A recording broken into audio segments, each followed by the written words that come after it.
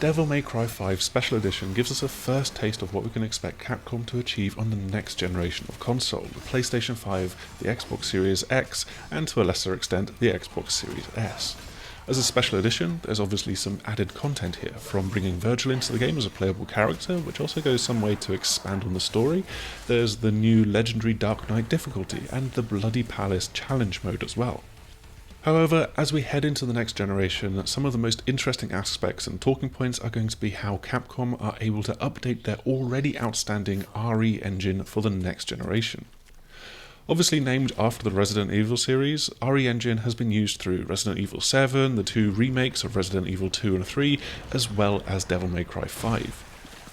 And it looks like Capcom will continue to use and develop it for the foreseeable future. Resident Evil Village, aka 8, is using it, as well as Pragmata, and curiously they've managed to scale it back down for the Nintendo Switch with Monster Hunter Rise.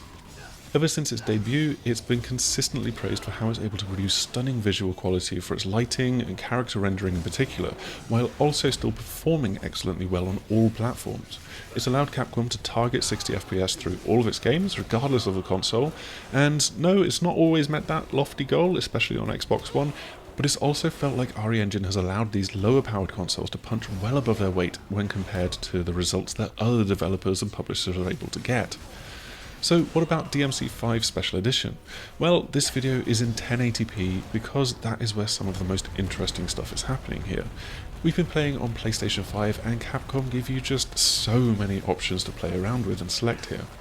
As a baseline, there's just 4K 60, but if you want extra visual effects you can turn on Ray Tracing, but this has the consequence of then dropping the frame rate at 4K to 30 frames per second, which isn't particularly ideal here. That's simply down to the new ray tracing effects being very GPU intensive. So in order to claw back some of that performance, you can drop the resolution down to 1080p and have ray tracing at 60 frames per second, and then finally, for those that just want to shave every single millisecond of input latency off, there is 1080p without ray tracing at 120 FPS. At the moment, there's no way to effectively get 120 FPS video through YouTube other than to just slow it down, so that's what we're doing here.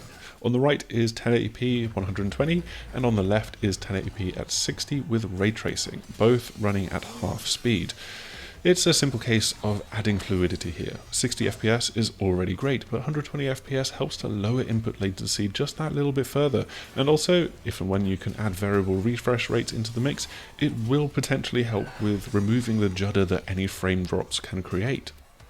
For an action-heavy game like this, and for competitive games like Call of Duty, high refresh rates can be a major boon, and I'm keen to see developers include this kind of option across similar games. It's almost certainly going to become something of a kind of half-standard throughout the industry. And no, it's not needed universally, but the option doesn't hurt. But let's talk about the ray tracing, and this is one of those kind of moments where you can go, they were really faking it that much? Stepping out into the streets of London and comparing the reflections in puddles really shows a big difference. Ray tracing isn't so much about having reflections in the first place, because they've always been faked through video games. It's more about just making them realistic. Whether it was cube maps or screen space reflections, there's always been a limit to the accuracy of what reflections in video games can produce, until, of course, you throw ray tracing into the mix. It just adds a little bit more believability to a scene, whether it's having reflections lining up properly or being able to reflect something that's out of sight of your camera view into the game. There's other benefits as well that can be much more subtle, with more accurate light diffusion through a scene, better shadowing, and so much more. Those effects are also present in DMC5 Special Edition. However, given how intensive ray tracing can be, developers will have to be selective in how they implement it here. The reflections here do seem to be lower resolution than main game, which is also affected by then how they're warped across the water surface. And there are plenty of other elements that are culled, which could make the cube maps feel a little bit more representative at times. Take the very opening of Mission 2 for an example, where the skylights let a lot of light through, but you also have these lights overhanging, but these are not seen in the reflection on the floor. You do have those reflections, however, if you revert back to the classic no ray tracing mode of the game. It's all fascinating stuff though, and this is just a sign of things to come. This video is just a glimpse of what we can expect to see. There's already plenty of analysis out there of what Spider-Man Miles Morales and Ratchet and Clank are doing, and we can now add a DMC5 Special Edition to that list as well. For now though, that's all that we're going to show off of DMC5 Special Edition. Keep an eye out on this YouTube channel and over on the SickMaxes.com for more of our next gen coverage for both PlayStation 5 and Xbox Series X, which will be coming out over the next few days, weeks and months.